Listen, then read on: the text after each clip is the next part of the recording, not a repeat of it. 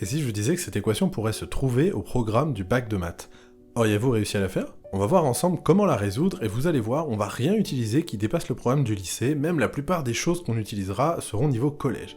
Et je vais même vous donner un petit bonus en fin de vidéo. Allez, c'est parti. Premier réflexe à avoir quand on voit cette équation, c'est de passer à la question suivante parce qu'on sait pas faire. Non, je déconne. Le premier réflexe, c'est d'essayer de l'écrire différemment en espérant que ça fasse apparaître quelque chose qui nous permettra d'avancer. Du coup, là, on peut écrire 9 comme 3 au carré, 12 comme 3 fois 4, et 16 comme 4 au carré. Donc l'équation devient 3 au carré puissance x, plus 3 fois 4 puissance x, est égal à 4 au carré puissance x. Bon, en vrai, on n'est pas beaucoup plus avancé, on va essayer de réécrire encore. On utilise les propriétés des puissances pour transformer ça en 3 puissance x au carré, plus 3 puissance x fois 4 puissance x, est égal à 4 puissance x au carré. Et là, on remarque quelque chose. On peut factoriser et simplifier par 3 puissance x à gauche. En réalité, on va même simplifier par 3 puissance x au carré.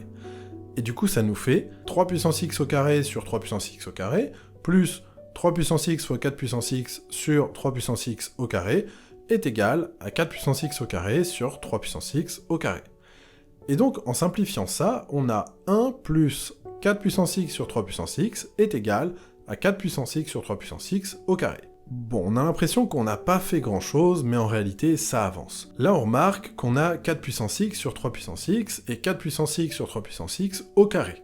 Donc on va maintenant faire un petit changement de variable, en posant y est égal à 4 puissance x sur 3 puissance x, qu'on écrit aussi comme 4 tiers puissance x. L'équation devient 1 plus y est égal à y au carré. Les plus cultivés d'entre vous auront reconnu l'équation du nombre d'or, un nombre assez stylé, je vous mets la vidéo juste ici si vous ne savez pas ce qu'est le nombre d'or. Alors admettons qu'on ne connaisse pas le nombre d'or, on va simplement résoudre cette équation du second degré en y comme un moldu. Donc, la classique, on passe tout d'un côté et on calcule le discriminant qu'on appelle delta. L'équation devient y carré moins y moins 1 est égal à 0.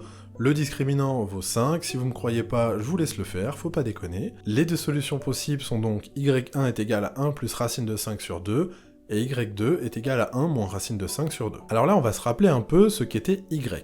On avait posé que y c'était 4 tiers puissance x. Donc, y est nécessairement strictement positif. Mais y2 est négatif, alors encore une fois, si vous ne me croyez pas, je vous laisse vérifier. Donc la seule solution possible, c'est y1, le GOAT des nombres, le nombre d'or. Décidément, il tape vraiment l'incruste partout, lui. Donc on revient à x, parce qu'après tout, c'est lui qui nous intéresse. Et donc on a 4 tiers de x est égal à 1 plus racine de 5 sur 2. On se rappelle de la méthode, quand l'inconnu est en puissance, on prend le log de chaque côté pour faire tomber la puissance.